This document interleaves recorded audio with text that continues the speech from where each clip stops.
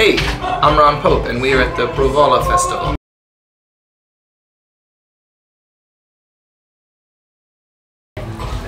So Provola Festival, how's the expectation? Well, we just got here yesterday, we were hanging out, and it seems like the crowd's really enthusiastic. Everybody's always really good to me in Sweden, so I'm excited to be here. I think it's going to be great. And did you watch the band yesterday? Yeah, we saw Green Day, who were like awesome. I was very surprised at the energy, because they've been doing it for 20 years. You would think like they would slow down, but they're super high energy, really good. So it was a fun show. We saw that, and then we saw like a couple seconds of a bunch of other things. We were kind of running around getting stuff set for today. So, are you going to look at and watch the band today? I don't know, man. It's pouring outside. I'm not sure. I guess I'm gonna go to my show, and then we'll see. Yeah. Before I play, James McCartney is playing, and I checked out his music before the festival, so I'd like to try to see him if I can. So. Yeah. And when did you know that you want to play music for a living? Well, I always wanted to play music. I always loved to play music, but I guess I figured out in college at some point, you know, that I wanted to, that I thought I might be able to do it for a living. I think a lot of people want to make music as their job, but when you're like, maybe I have a chance to do this, it was probably in college. I was in a group of songwriters, and they really encouraged me, told me that I should do it. So here I am. What do you think is the biggest change from daylight to Atlanta? Well, you know, a lot of things. I mean, on daylight, everything is very sparse. It's very simple. And the arrangements on Atlanta are kind of bigger, and there's kind of more sonic adventures on it. And then I've just finished a brand new album that'll come out next year, and that's in a totally different universe, even much farther, much more experimentation, much more kind of sonic adventures happening. So hopefully it's just evolving over time. The new album, what can you tell us about it? Well, I started writing a new record last year in August. I had some time off, so I started taking piano lessons again, and just started playing piano every day and writing songs. And then, you know, I worked on that, then I went back on tour for a couple of months, and then I had a recording session in New York in December. We were just trying to figure out what the record would sound like, and then we recorded it. I went back on tour, and then I wrote in Paris for 2 months. And then in April we went back in the studio, and it's just very different than anything I've ever done before. There's a lot of experimentation, a lot of you know, kind of, you know, like I said, like kind of big sonic adventures. The harmony is much more complex than on any of my other records. It's just like there's electronic production, there's orchestral production, kind of mixed with a big rock band, and so it's like much more eclectic and adventurous than anything I've ever done before. And I'm pretty excited about it. It's gonna be, I think it's gonna be good. Yeah. Why do you have such a long process for the album? Why did it take me so long to make the album? Well, I was on tour for 2 years, almost continuously. So when I had a month off, I wrote some songs. And then I had to go on tour again for a couple of months. And then I had a week off, so I used that week to record. And then I had to go on tour again. And then when I was off of tour, I took 2 months to write songs. And then I went back in the studio. So basically it was just the only time that I had, I recorded. So that's why it took a long time. And the song A Drop in the Ocean, it became a great hit.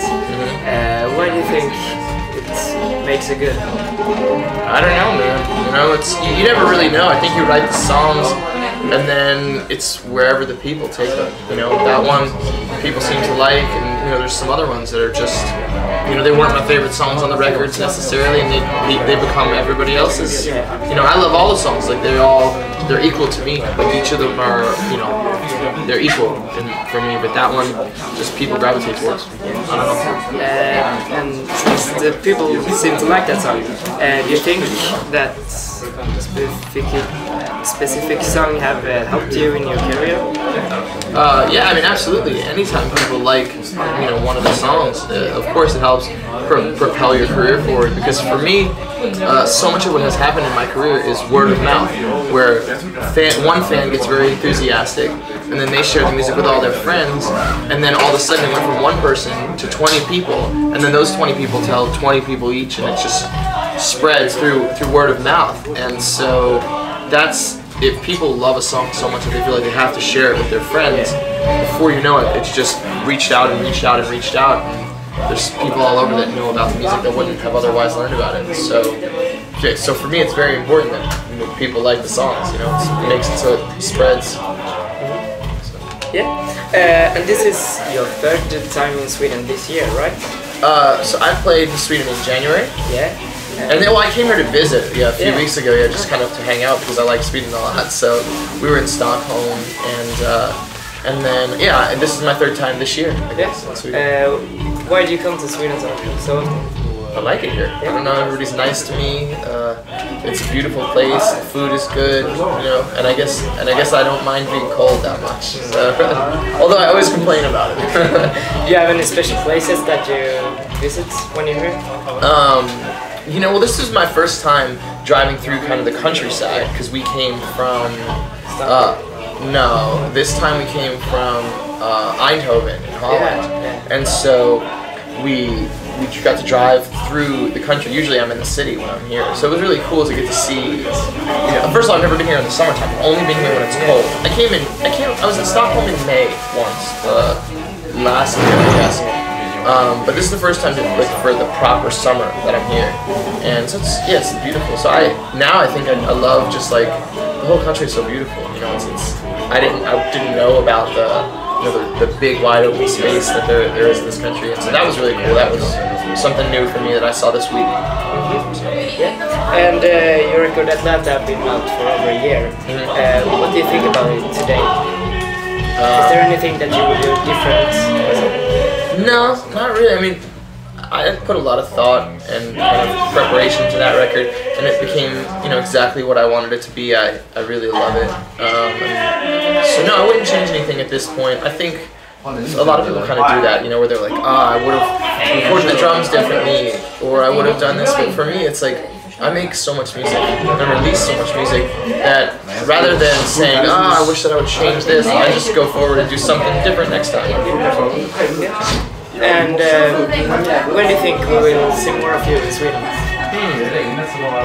Well, probably at the beginning of next year when the record comes out. That's my guess. So early 2014, I'll be here with the snow. Yeah. Do you think you will play different cities than Stockholm?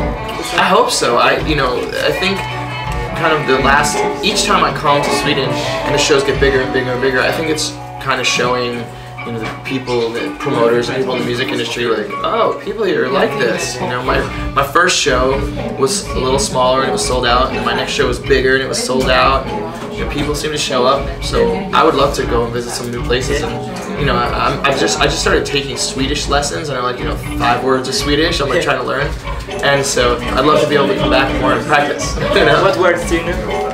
Okay, so worked on a few things. It's tough when you're on the spot. So obviously I know hey, I know tack, I know text and maquette. I know that you can put yata on almost anything and it makes it a lot of something. I know audience is publiken. I'm trying to think of other things off the top of my head. I don't know. I know a bunch of stuff, but I'm nervous now. We've started taking lessons like a few months ago, and I'm like practicing. It's like being a little kid in school. So we just started learning, but it's hard because everybody in Sweden speaks English. So you get like nervous. You're like, I don't want to say anything. It's like I'm like, these people have been speaking English since they were 5 years old, and I've like just started learning. But yeah, we just thought it'd be fun to try to learn because everybody in Sweden has been so nice to us. I thought it'd be kind of like respectful to the fans to not just like go on stage and say talk, like to learn a bunch of stuff to say and like to be able to converse with people and stuff. So I'm working on it, but it'll probably take me a long time. That's good. Yeah, so that was all from me.